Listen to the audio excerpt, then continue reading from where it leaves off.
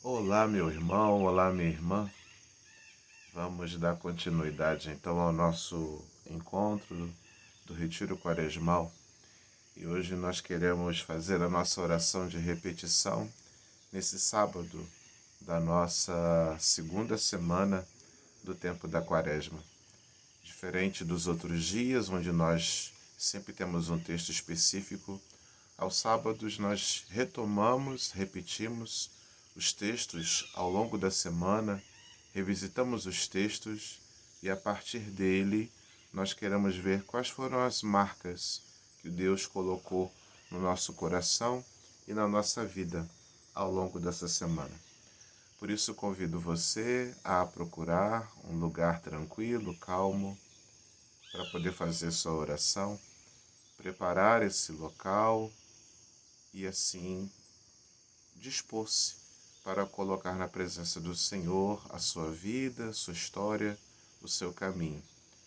Pode preparar colocando aí uma vela, colocando uma imagem. Prepare esse local com carinho para que seja de fato um momento sagrado do encontro seu com o Senhor.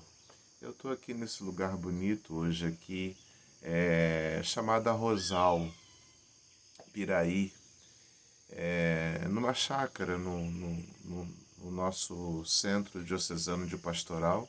Estou aqui no encontro e daqui que eu estou gravando então esse momento de oração, por isso estou cercado de verde, cercado do canto dos pássaros, da natureza, e isso por si só me ajuda bastante nesse momento nosso de oração e de conexão com o Senhor. Por isso procuro me pacificar nesse momento, buscando trazer paz, um lugar de paz, de harmonia, também pacificar-me interiormente, desacelerando a respiração, tomando consciência da minha respiração, tomando consciência da minha posição corporal, desacelerando os meus pensamentos, para que eu possa, nesse momento de paz, de harmonia, encontrar-me com o Senhor. E de modo bem consciente, eu agora quero traçar o sinal da cruz sobre mim, nesse desejo de me conectar com o Senhor. Em nome do Pai, do Filho e do Espírito Santo. Amém. Faço minha oração de oferecimento, tomando consciência de que estou na presença do Senhor. E na presença desse Deus, que me disponho ao encontro com Ele, é que ofereço os meus pensamentos, ofereço as minhas ações, as minhas palavras, as minhas atitudes, tudo aquilo que faz parte da minha vida hoje, eu trago para esse momento de oração. Também as minhas preocupações, os meus obstáculos, para que Deus possa transformá-los, modificá-los ao longo da minha vida. E faço o pedido da graça. A cada semana nós pedimos uma graça específica. E nessa segunda semana nós pedimos essa graça. Suplico a graça de que eu possa conhecer-me mais a fundo e tomar consciência de tudo o que me atrofia e me limita a minha vida, e com a ajuda de Deus, remover todos os obstáculos que impedem a uma vida mais fraterna. Esse é o pedido da graça de toda essa segunda semana. Conhecimento mais profundo de mim mesmo, pedir ao Senhor que remova da minha vida tudo que me atrofia, tudo que me limita, no sentido do meu amor fraterno, da minha caridade, da minha fraternidade para com o meu irmão, para com o meu próximo. Dito isso, nós vamos fazer a nossa oração de repetição desse sábado. O que significa a oração de repetição? Repetir é reconhecer os dons que Deus nos concede a cada dia. Repetir é uma grande oportunidade para agradecer esses dons, para valorizar a presença de Deus na nossa própria vida. Repetir é estar atento às lições de Deus, às marcas que Deus vai deixando ao longo do nosso caminho, ao longo da nossa história. Repetir torna mais refinada a nossa capacidade de escuta, o nosso tempo de escuta à palavra de Deus, para que essa palavra de fato se encarne na nossa própria vida e ela continue o caminho percorrido em cada um de nós. Repetir simplifica a oração e ao mesmo tempo decanta os nossos próprios sentimentos. A repetição, ela nos ajuda a perceber as constantes graças que Deus vai derramando na nossa vida. Repetir nos ajuda a perceber as luzes e os apelos que o Espírito Santo de Deus vai fazendo na vida de cada um de nós. Ao mesmo tempo, a oração de repetição, ela nos permite descobrir melhor o que é o mais importante, o que é essencial, aquilo que o Senhor de fato quer nos comunicar. Dito isso, nós vamos então revisitar os textos.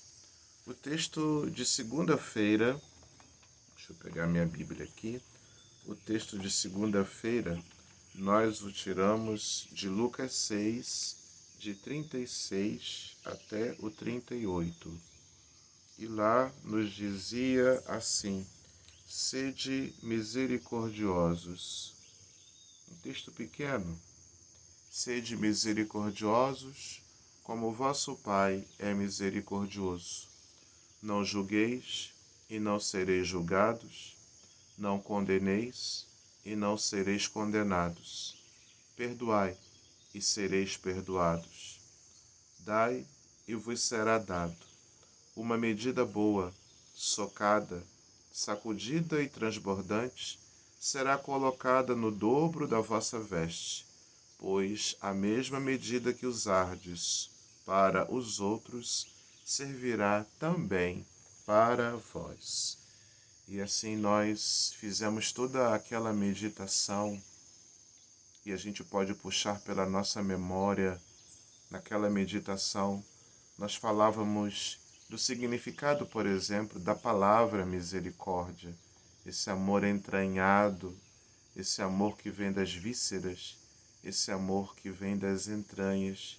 E Deus apresentado na nossa vida não como um juiz implacável, mas como esse Deus que nos chama também a cada um de nós a sermos misericordiosos.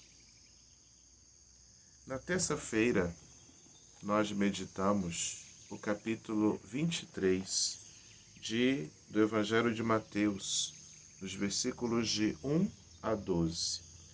E lá nós destacamos essa frase: eles falam, mas não fazem. Depois, Jesus falou às multidões e aos discípulos. Os escribas e os fariseus sentaram-se no lugar de Moisés para ensinar.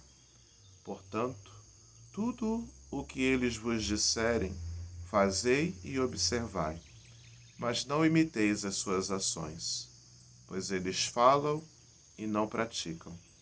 Amarram fardos pesados e insuportáveis e os põem nos ombros dos outros, mas eles mesmos não querem movê-los, nem sequer com o dedo. Fazem todas as suas ações só para serem vistos pelos outros. Usam faixas bem largas, com trechos da lei, e põem no manto franjas bem longas. Gostam do lugar de honra nos banquetes e dos primeiros assentos nas sinagogas, de serem cumprimentados nas praças públicas e de serem chamados de rabi. Quanto a vós, não vos façais chamar de rabi, pois um só é o vosso mestre, e todos vós sois irmãos.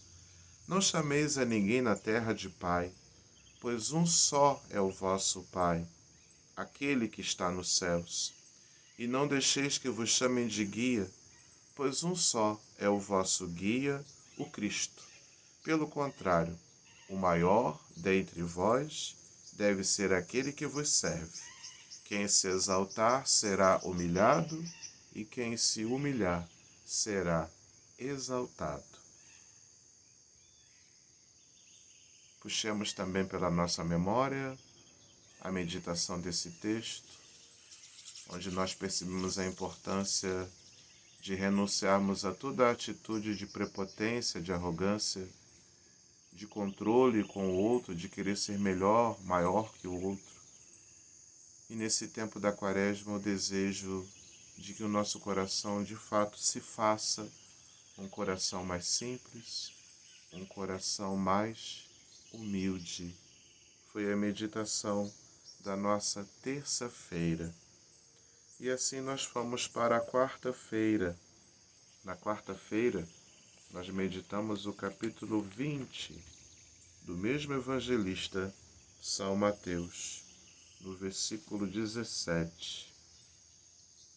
E lá se dizia assim, de 17 a 28. Subindo para Jerusalém, Jesus chamou os 12 discípulos de lado e pelo caminho disse-lhes: Eis que estamos subindo para Jerusalém, e o Filho do Homem será entregue aos sumos sacerdotes e escribas. Eles o condenarão à morte e o entregarão aos pagãos para zombarem dele, açoitá-lo e crucificá-lo. Mas no terceiro dia ele ressuscitará. A mãe dos filhos de Zebedeu, com seus filhos, aproximou-se de Jesus e prostrou-se para lhe fazer um pedido. Ele perguntou: Que queres? Ela respondeu: Manda que estes meus 2 filhos se sentem no teu reino, um à tua direita e o outro à tua esquerda. E Jesus disse: Não sabeis o que estás pedindo. Podeis beber o cálice que eu vou beber? Eles responderam: Podemos. Sim, declarou Jesus, do meu cálice bebereis, mas o sentar-se à minha direita e à minha esquerda não depende de mim, é para aqueles a quem o Pai o preparou. Quando os outros 10 ouviram isso, ficaram zangados com os 2 irmãos. Jesus, porém, chamou-os e disse: Sabeis que os chefes das nações as dominam, e os grandes fazem sentir o seu poder. Entre vós não deverá ser assim. Quem quiser ser o maior entre vós, seja aquele que vos serve. Quem quiser ser o primeiro entre vós, seja o escravo. Pois o Filho do Homem não veio para ser servido, mas para servir e dar a sua vida em resgate de muitos. E assim, façamos exercício de novo com a nossa memória, tentando lembrar da nossa meditação nesse dia, desse pedido dessa mãe, dos filhos de Zebedeu, querendo lugar de prestígio, lugar de honra, e Jesus dizendo que ele vai morrer, que ele vai se entregar. Todo esse descompasso entre a proposta de Jesus e aquilo que está no coração dos discípulos, poder. E se você é capaz de lembrar-se, nós conversamos bastante sobre essa realidade do poder. O poder como a raiz de tantos pecados, de tantos males, de tantas situações que nos atrapalham na nossa caminhada de fé. Vamos para quinta-feira. Quinta-feira nós visitamos o capítulo 16 de Lucas, a partir do versículo 19 a 31. aonde lá nós tínhamos aquela parábola de Lázaro, do rico e de Lázaro. E ela nos dizia assim: havia um homem rico que se vestia com roupas finas e elegantes e dava festas esplêndidas todos os dias. Um pobre, chamado Lázaro, cheio de feridas, ficava sentado no chão à porta do rico. Queria matar a fome com as sobras que caíam da mesa do rico, mas em vez disso os cães vinham lamber suas feridas. Quando o pobre morreu, os anjos o levaram para junto de Abraão. Morreu também o rico e foi enterrado. Na região dos mortos, no meio dos tormentos, o rico levantou os olhos e viu de longe a Abraão com Lázaro ao seu lado. Então gritou: Pai Abraão, tem compaixão de mim. Manda Lázaro molhar a ponta do dedo para me refrescar a língua, porque sofro muito nessas chamas. Mas Abraão respondeu: Filho, lembra-te que durante a vida recebeste teus bens, e Lázaro, por sua vez, os males. Agora, porém, ele encontra aqui consolo, e tu és atormentado. Além disso, há um grande abismo entre nós. Por mais que alguém desejasse, não poderia passar daqui para junto de vós, nem os daí poderiam atravessar até nós. O rico insistiu: Pai, eu te suplico, manda então Lázaro à casa de meu pai, porque eu tenho 5 irmãos, que ele os avise, para que não venham também eles para esse lugar de tormento. Mas Abraão respondeu: Eles têm Moisés e os profetas, que os escutem. O rico insistiu: Não, pai Abraão, mas se alguém dentre os mortos for até eles, certamente vão se converter. Abraão, porém, lhe disse: Se não escutam a Moisés nem os profetas, mesmo que alguém ressuscite dos mortos, não acreditarão. Façamos de novo esse exercício de memória, puxando na nossa mente o que nós conversamos, o que eu fui capaz de meditar a partir desse texto. O rico, com a sua atitude de muita opulência, com os banquetes que fazia todos os dias, isso tudo representando uma afronta a toda a atitude de miséria do pobre Lázaro, presente todos os dias à porta do rico. Lembramos que o pobre tem nome, Lázaro, o rico não tem nome. Lembramos que refletimos sobre os tantos Lázaros que estão à nossa porta todos os dias e refletimos sobre essa simbologia da porta, até que ponto as portas dos nossos pensamentos, dos nossos sentimentos, das nossas ações estão ainda fechadas, cerradas para o nosso próximo, para o nosso irmão, principalmente para aquele que mais sofre. Essa foi um pouco a meditação que nós fizemos na quinta-feira.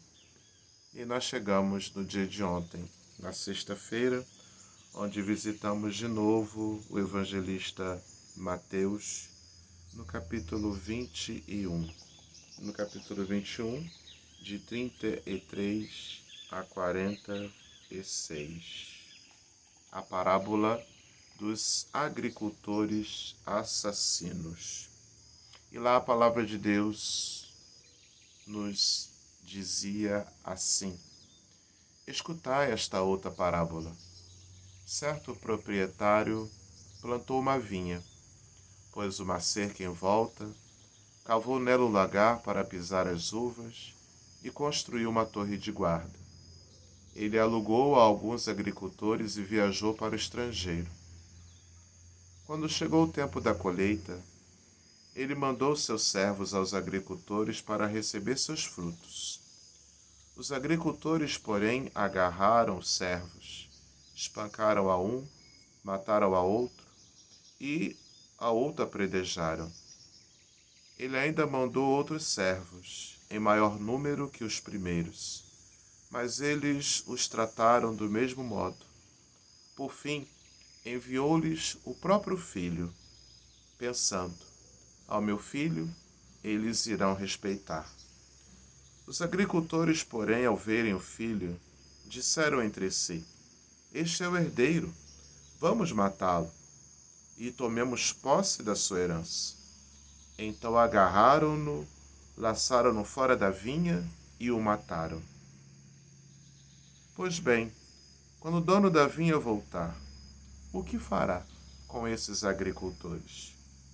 Eles responderam: dará triste fim a esses criminosos e arrendará a vinha a outros agricultores que lhe entregarão os frutos do tempo certo.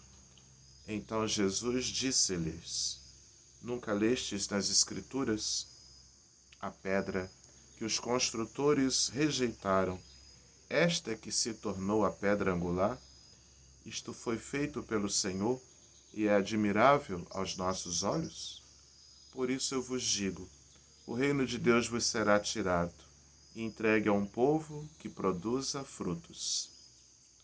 Os sumos sacerdotes e os fariseus ouviram as parábolas de Jesus e entenderam que estava falando deles. Procuraram prendê-lo, mas ficaram com medo das multidões, pois elas o tinham na conta de profeta. E a gente faz esse exercício puxando de novo pela nossa memória. Quando meditamos esse texto da parábola dos agricultores assassinos, refletimos que essa parábola conta a história da nossa salvação e conta aquilo que aconteceu com a vida do próprio Jesus. Deus que não se cansa de enviar sua palavra, por outro lado, a recusa do ser humano.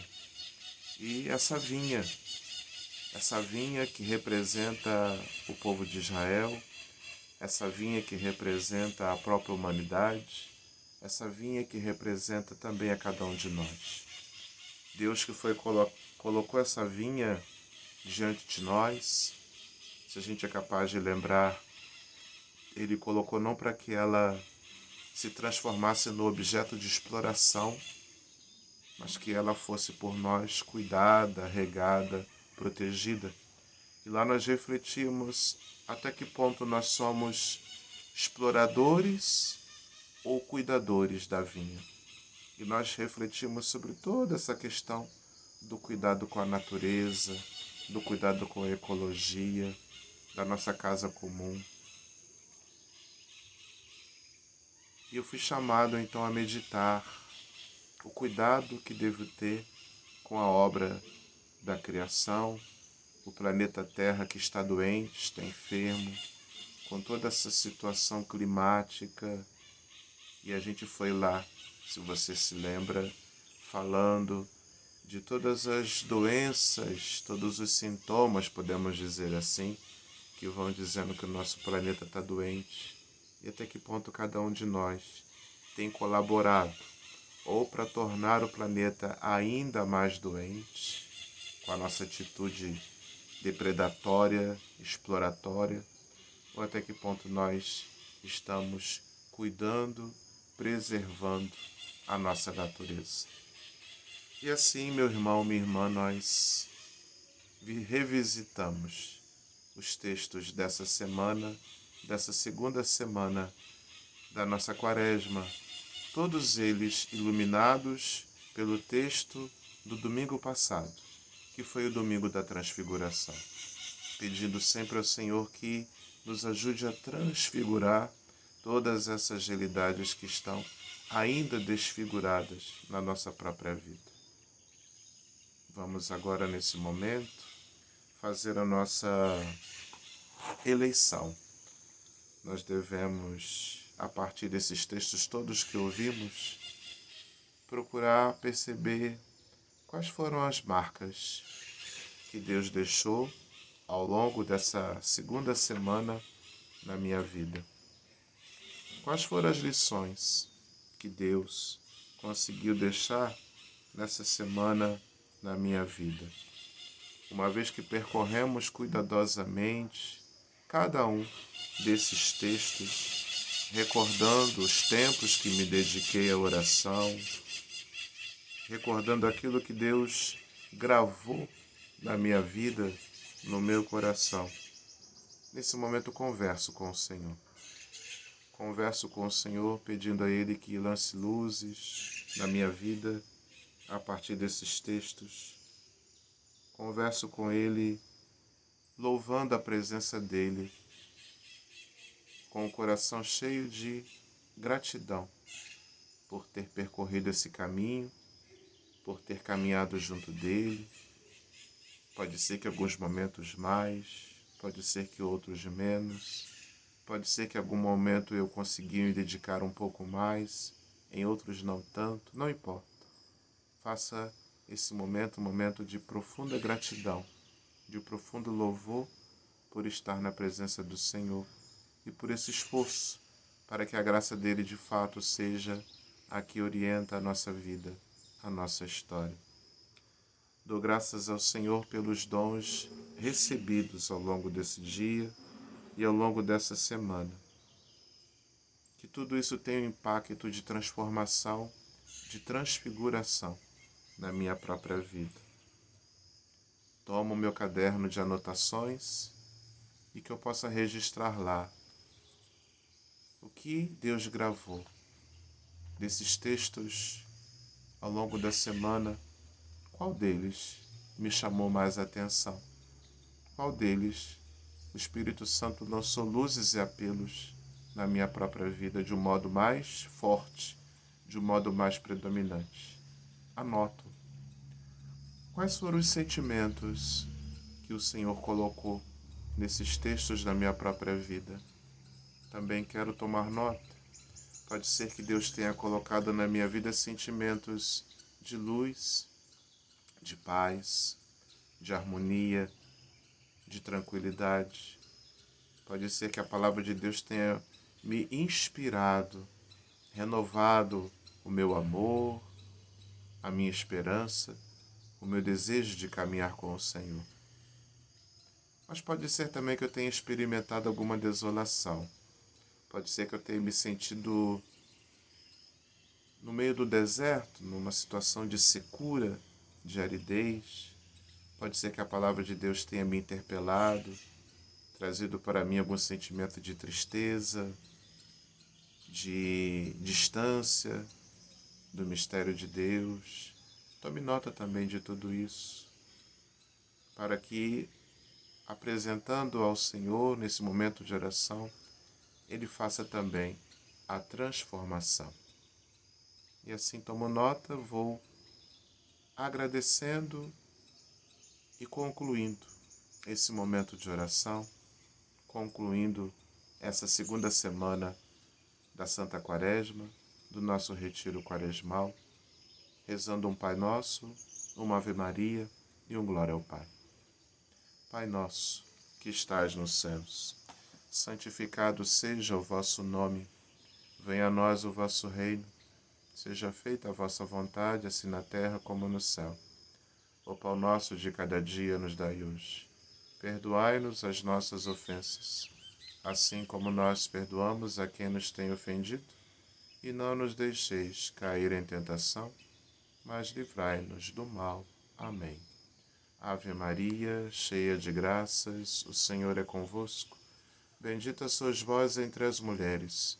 Bendito é o fruto do vosso ventre, Jesus. Santa Maria, a Mãe de Deus, rogai por nós, os pecadores, agora e na hora de nossa morte. Amém. Glória ao Pai, ao Filho e ao Espírito Santo, como era no princípio, agora e sempre. Amém. Que Deus possa abençoar a você a toda a sua família e ao percurso quaresmal que você tem se esforçado por fazer. Em nome do Pai, do Filho e do Espírito Santo. Amém. Mostro a vocês um pouquinho desse lugar onde eu estou e assim desejo a vocês um ótimo sábado. Aqui eu estou em Arrozal, num centro de pastoral diocesano, no retiro do nosso apostolado da oração. Estou com um grupo de pessoas aqui para fazer um retiro. E justamente nós vamos ficar aqui hoje, o dia inteiro, refletindo sobre tudo isso que nós acabamos de fazer aqui. Peço as suas orações para o bom êxito do nosso retiro e que nós possamos abrir o coração para que a graça de Deus nos guie e nos oriente ao longo desse dia. Que Deus te abençoe sempre.